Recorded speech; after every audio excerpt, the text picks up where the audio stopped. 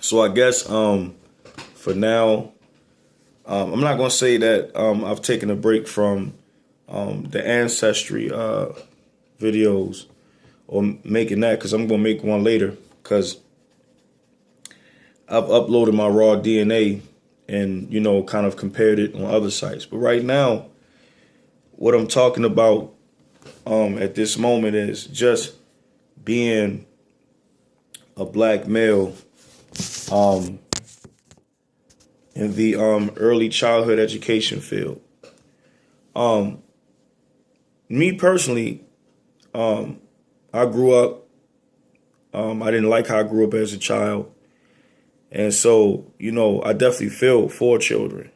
Children who are not able to have a normal childhood, a stable childhood, that grow up without this emotional security. Because the first place that a child is supposed to receive emotional security is in their own home. How they define themselves, how they should define the world, how they should define other people. It starts in the home. So when you come from an unstable environment like that, you kind of feel for children because you know what you went through. Plus, like, I grew up like wanting to go to school. I just wanted to get out the house. I just didn't want to be around my mother during that time. I love my mother. Being older, you can understand that a person's not perfect and things happen in her life in order to, affect her in a way, that she will respond and act a certain way, raising us. But me as a whole, I'm one of them people. I don't know if you know. I don't know. It's always somebody that you meet and that you come across, that no matter where they are, they just good with kids. I mean, like, I was always that person. I could just walk in somebody's house, never met their kids.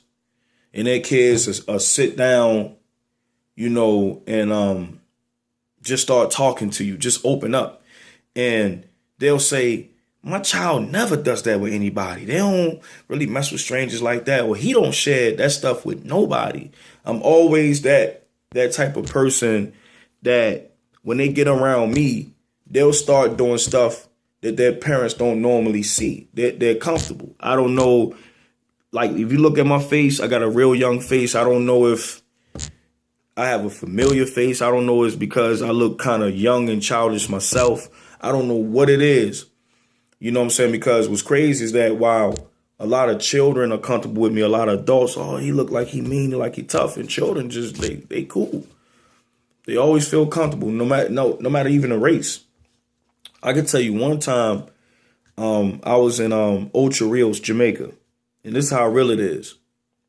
So I'm in trying to get some money out of an ATM. There was a line in downtown Ocho Rios, and they have a I think they have a bank called what's it, First Caribbean, and then they have one called Scotia Bank. And I was standing in the ATM line for Scotia Bank, and this lady was in front of me. And so she had like a baby on her shoulder. Like, the girl looked like she could be maybe, I say she was at least 14 months. You could tell she just turned one, but she was like an older one. And she was holding her like this. And so I'm in the back, and the baby just was staring at me, staring. And then the baby did like this, held the arms out and did like this and did like this. And the mother was like, turn around, leave him alone. And I was like, nah, it's okay, because I'm used to it. Some people feel like they don't want their child to bother anybody. I'm just always used to it. You know what I mean? So even way out there, it's the same thing with children. I guess another thing too is that I'm not one of those adults that kind of, oh, they just, children, go about your business. Or they just some little pestering things that kind of run around. And I actually pay attention to children. I actually observe them and laugh at them and watch the things that they do. So that might be a factor too. But one of the things that, like I said, I wanted to talk about is just being a male in a child care field. I'm not just in the education field, in the early childhood education, talking about children. When I learned, or when I was taught early child education, I was taught to care for children from, basically 6 months all the way to 12 years old. So we talking about babies at almost newborn to children that's going towards middle school. I was trained in all that. You know what I'm saying? So, it's really hard for a male, but then it's hard for a black male. Let's just be honest. It's real hard for a black male. And I'm gonna tell you, I was a camp counselor when I was 16 years old / teacher's aide, even when I was 16. So in a sense, I've been doing this. I did it in 2004 when I moved to Atlanta, after school, pre-K teacher's assistant. Went to school in 2007 for early child education, got a diploma in early child education, some associate degree training, and then I stopped there. But I've been doing this since 2007 all the way up to now, so we talking almost like 10 years, almost. And a lot of times when you hear negativity and you hear doubt about whether a male is capable or a black male is capable of dealing with young children, in a successful way, a lot of times, and it's sad to say this, it'll come from other black people. It'll come from other individuals of your own race. Y'all do not know how many times that I've heard, you don't look like you would work with children. You don't look like, not only you don't look like you work with children, you don't look like you should be here. And it's kind of unsettling. But then a lot of times, I also understand the demographics of my culture, the demographic of my people. Now, I'm not going to sit here and say, well, in every black home, the fathers are not present, because that's not true. Because I know a whole lot of fathers who are present in the home of their children, even if the relationship with the mother isn't as close or peaceful or solid, they are there. And then there's a lot who aren't. So you have situations where a lot of times the black male isn't even in the home, or the father or the male figure, let alone you go up in the school where there's a whole bunch of children and you see a black man willing to be a caregiver. You see what I'm saying? So a lot of times you hear that, and you hear from your own people. Because I serve the community I serve a minority community, meaning that most of my children are of African heritage. They're black, African American, and they're Spanish or El Salvadorian. They're Latin, in which a lot of Latin people have African genomes too. But let's just say, for the sake of whatever, they're Mexican or they're El Salvadorian or Central American. You know what I mean? So minority groups. And I haven't really encountered, a lot of students that were white. I had a few. But like I said, even if they disagreed with it, they probably wouldn't tell me. But I've had situations where, people will tell you, you don't look like you belong here or you would work with children. And I'm thinking, what does an early childhood educator look like? Because if you're going by traditional standards, then I guess the average caregiver would look like what? Maria Montessori. They would look like what? The grandmother from Tweety Bird, Tweety Bird's grandmother, Tweety Bird's caregiver.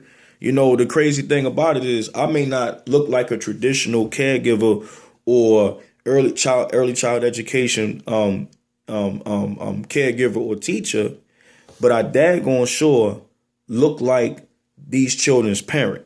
I serve the community of minorities. So I resemble their uncles. I resemble their big brothers. I resemble their godfathers. I resemble their dads. I resemble their cousins, their uncles, all these people who they're familiar with. So the kids are familiar and the kids accept it, but a lot of times it's the adults that don't accept it. You see what I'm saying? And I feel like this. A lot of times too, you know, what's normal for some folks is taboo for other folks. You see what I'm saying? And so when people are used to seeing something, they feel like that's what's normal. Just because you're not used to seeing something doesn't mean that it's not normal. You're just not used to seeing certain things. That don't mean that it's the way that, just because you don't see a whole lot of males or you haven't been exposed to it doesn't mean that it shouldn't be males in a child care field or it's weird. You just have not been exposed to it. You see what I'm saying? I remember one time this woman, this lady, this little girl, she had a little daughter. And she was like, "You're a male." And I'm like, duh. You know what I mean? I didn't say it. I thought it. I was like, duh, Captain Obvious. Like, what is your point? And she was like, "Oh yeah, well, I got a friend and she has a daughter." Because this is when I was working at a child care facility, part of a corporate facility, and they had other, you know, let's just say, like, I'm not gonna put the name out there, but let's just say like it was Children's Academy, and they got different branches all over Atlanta. You know what I mean? So she was saying she had a friend of that her child went to a different one in a different location, and there was a male too, and she was scared. And I'm like, what is she scared for? Like, what are you scared for? What are you scared for? Why do you associate a male being a teacher with something scary? You know what I mean? You had a child by a male. So if that man was capable enough, or you felt like that man, you could deem that man to be the father of your child, and that he could be a caregiver of your child, why can't you see a male being a caregiver of your child? I mean, let me tell you something. When we go to training classes, they always tell you when it comes to abuse, when it comes to sexual abuse, females, you know, can be just as involved in harming these children. Even the statistics are higher. Do you know why the statistics are higher? The statistics are higher because there are more females in this profession. So because is more females in this profession, the statistics is higher that they could get abused or sexually abused by a female. But once again, the stigma is always attached to a male. And even being in this profession, well, if he's in this profession, he got to be perverted or he got to be gay.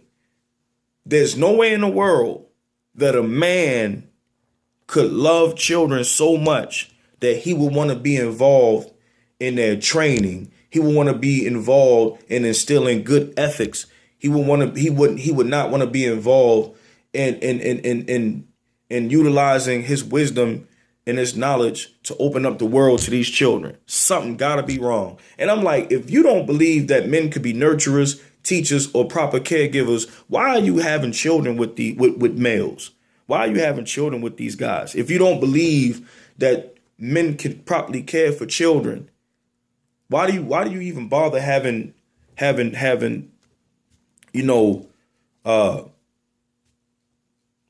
children by these guys? And like I told you, I hear it all the time. You don't look like you work here. You just look like, you know what I'm saying? And I'm like, where do I look like I work at? What's the proper place for a black male to be working at? Because in the media, they never show black males being responsible. I think that my own people feed into what society says about them. You see what I'm saying? What they say about us. Because we so used to seeing images of black men being on the corner or selling dope or rapping or playing basketball that we start to believe that this is normal. So when we do see black men in this profession with children or early child education, we start to think that that's not normal. But black males or males being in the early child education field should be just as normal as black males being fathers. I'm gonna tell you something. I've had situations when a parent comes in, let's just say like a parent see me for the first time. I've had a parent literally like, I didn't know you work here. Like I'm sitting back there with the children. I'm at the table. I'm instructing them. I'm doing an activity with them. And there are times I'm alone with them. I'm alone. It's no other teacher. So why do you think I'm there? You know what I'm saying? Or I thought you were just a parent, or it doesn't look like. And like I said, a lot of times it'll be your own people who will make it difficult for you because they're not used to seeing that. And it's very hard for males, you know, in this profession. It's very hard for males. I mean, I just had not that long ago a discussion with my employer and about changing babies. And she was like, you know, at one center, no male changes no babies. You don't change no baby. You don't change. You got mama, you know, none of that. My mother told me this a long time ago. My mother, one of them people that she's like paranoid. She don't play around with stuff because she's cautious. You don't know what people might say, what people might do. She always told me, Deron, always make sure that there's a female in there with you. You know what I'm saying? Don't be by yourself. Or if somebody got to change because all they got to do is say this, or a child can say that, and then anything could be said, you know. So I try to explain to my employee, like, you know, in reality, man, people don't want to, like, I read this article where it was this lady that she's a psychologist. So she should understand the mind and understand that seeing a male. But she said when she first dropped her daughter off at childcare and she saw a male like changing a baby, wiping their behind and everything, she just thought it was like, you know, a parent doing that, you know, for the teacher. But when she found out that it was that he was the teacher, she said it was unsettling. Then she started saying, I started thinking of like when the male teacher's holding a baby in his lap and bouncing up and down, you know, playing with the baby. He's getting an erection, like sick stuff. And this is the things that some of these parents think when they see a male. Crazy stuff, yo, like crazy stuff. And, you know, childcare and teaching, period, is a thankless job. Because no matter what, like parents will say, I can't see how you do it. I don't know how you do it. I can't see how you do it. But then turn right around and criticize the type of job that you do, knowing that it's not an easy task. You're caring for like 20, 30 different children, all with different personalities, sometimes without help, sometimes without assistance. And these children bring their problems, they bring their lifestyles, they bring their deficiencies from home into the classroom. And it's not an easy thing to deal with, you know, but like I said, they don't make it hard for males or for black males. I have yet to work in a center that was all white. I don't even think I would because, you know, a lot of black fathers don't really want to see a male in there with their daughter or their kids. Fathers are protective like that. A lot of black fathers. But, you know, a lot of times the children, I love Mr. D, Mr. D, Mr. D, Mr. D, Mr. D. And they're my cheerleaders. And they'll put in that good word and then the father calm down. Or it's some other black males who They give you support. Hey, bro, I appreciate what you're doing, man. Keep doing your thing, because that motivates them to be in their children's life. So it's a pretty hard and thankless job, but I stick with it, man, because I want to be a stable male figure in these children's lives. I mean, some have never seen their father. Some barely see their father. Some see their father on the weekends. Some, the father's at home. They get in an argument with the mother. Father's gone. But at least they know when they come to school and they see me, I'm going to always be there, long as I'm employed, but I'm always going to be there. But it's definitely not easy. It's definitely not easy, because it's a stereotype and it's a stigma, attached to a black male or male. And, that's the type of stuff that you go through. And like I said, sometimes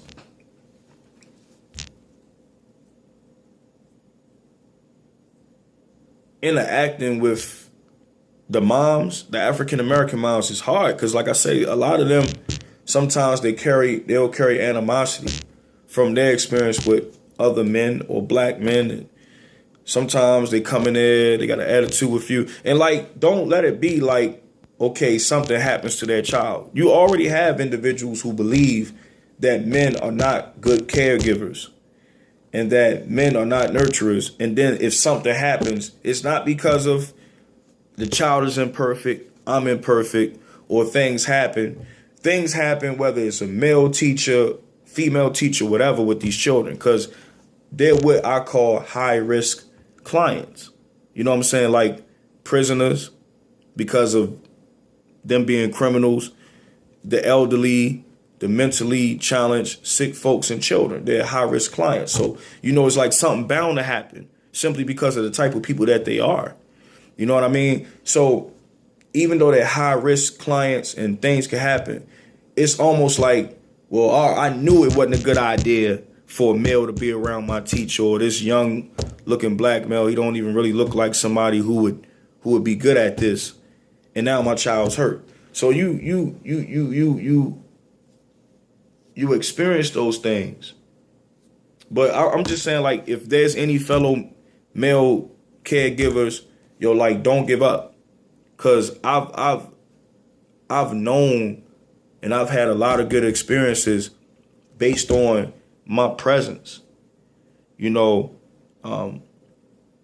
was a lot of motivation for fathers that would see me doing it. A lot of times children, wanted to, I would come in there, if I come from field service or the Christian ministry, and I would have a shirt and tie on and some dress shoes. Some little boys saw that I came in there like that. So the next day they got on their play clothes, but they got on dress shoes. And I'm like, why you got on your dress shoes? They said, I want to be like you. I like your church shoes. So they asked their mom, could they come to school in their church shoes, because they saw you as an example. So it's a very hard and thankless job. You don't always get the credit due. You hear more complaining than you hear kudos or congratulations. But that's with any teacher, not even just males. But when somebody asks me, why did you get into early child education, or why? And I always tell them, if a male can make babies, if men can make babies, men can teach babies. If men can make children, then men can teach children. That's my philosophy. Without going too deep, if a man can create a child, if a man can have a child, then a man can teach and instruct a child and discipline a child and give a child good morals and ethics. That's just what it is. So if you're a male teacher, man, and you looking at this and they ask you, let them know. If men can make babies, if men are capable of, that's all they think. What men's supposed to do is just make babies and then work and just feed them and make sure they keep the lights on. No, men can teach and instruct and care for children same way women can. And it's not only women that face gender discrimination. We do too. But we don't talk about it like that. You know, men don't really, it's like whatever with us. We don't like it. We don't enjoy it. But we are not as verbal with it. We just take it as it is, get paid, and keep on moving. But yeah, so that's some of the things that I experienced. I'm sorry. I know I'm probably going to put as a black male, but you know, it's probably more instances, more situations that I could talk about descriptively where it's been because I'm a black male. But I can't really think of everything because, I mean, we talking about 10 years worth of stuff. You know what I mean? But I basically try to give you the rundown of what it is, and it's not easy. So if you see this video, you know, you're welcome to comment. What has been your experiences? How do you feel as a parent when you see a black male, or you see a person or whatever, somebody different than what you normally think? And if you have something supportive to say, definitely let me know. Otherwise than that, peace out, man. You know, open up your mind. You know, and definitely it need to be more male. Because a lot of times what happens is that with me, they always stick me with like the big boys, the boys are kind of rough. You know, the older ones are kind of rough, kind of get in there and kind of mentor them. But it doesn't matter. Like from the root, you got to get babies. They need from little small babies up until 2-3 years old. They need to see that male or have that male influence too. I mean, they have two parents. You see what I'm saying? Come on. So even babies that small need to have the reassurance and the influence of a male around them, even early at their age. So peace out. Later on, I'm going to make a video that's totally different than this. And it's going to be about part 2 of my ancestry DNA results. What came about when I uploaded it to other DNA databases. All right, peace out.